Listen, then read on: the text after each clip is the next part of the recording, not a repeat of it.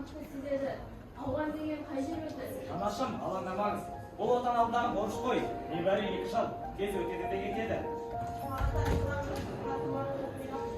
Балам барман болсаң болды ма? Жоқ анашым, мына сарбаздарша ұлт басқарымен қоштасып кетіп бара жатыр. Енді менің де сәтім келді. Жарайды, аман бол. Аман болыңыз. Зел, тек тұр. Оңға бұрыл. Алдыға адам бас. Олар соғысқа өз еркімен емес, борышпен аттанды. Жас еді, өмірде енді ғана танып келе жатқан. Артында ата-ана, бауыр, туған жер. Ал алда белгісіз тағдыр. Тау мен шөл, оқ пен от. Олар бөтен елге барды, бірақ жүрегінде өз отаны болды. Әр қадамында ант, әр демінде жауапкершілік. Қорқыныш болды, бірақ артқа шегінбеді. Себебі олар елі қорғап жүрмін деп сенді.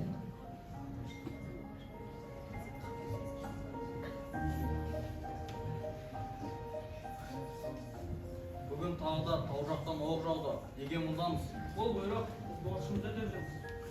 Жолдас, не жазалап жатсың? Мен анама хат жазып отырмын. Анашым, мұнда күн өте ыстық. Бірақ біздің тауларға ұқсайды екен. Тек тыныштық жоқ. Отбасымды сағындым. Жолдастар, шымалайық.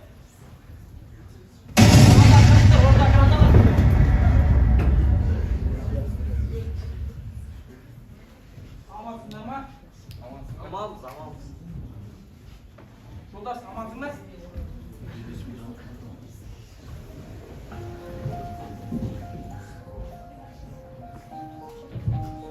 Ағам келіп күн болды ғой?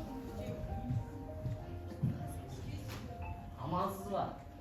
Сіздің балаңыз мені құтқарып, бәрімізді құтқарамын деп елікпен қаза тапты. Мынау балаңыздың жазған соңғы хаты. Қабыл алыңыз.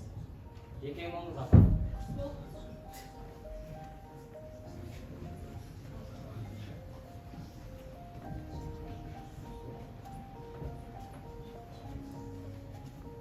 Тоным-ау, келем демей келмедің. Қара қаға сенен алған сыйлығым. Ауаның тауы жұтып қойды ма? Боздағым-ау, қиылды ма ғұмырың? Жас жерде қалды боздақтар, жазылмай кеткен хаттар-ай. Ананың жасы тыйылмас, ауаның ащы сарай. Болды апа, ағам ерлікпен қаза тапты. Бүкіл елдің мақтанышын орындады. Шырын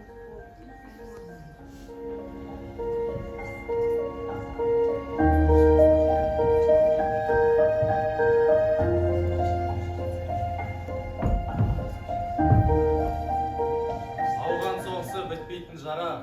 Біз оралдық, бірақ достарымызды сол жақта қалдырдық. 15 мыңнан астам бозақ үйіне қайтпады. Біз оларды ұмытпауға тиіспіз. Бұл соғыс талай тағдырды тәлкекке салды.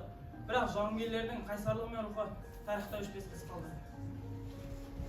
Ер есімі ел есінде. Олар мәңгі жүректе.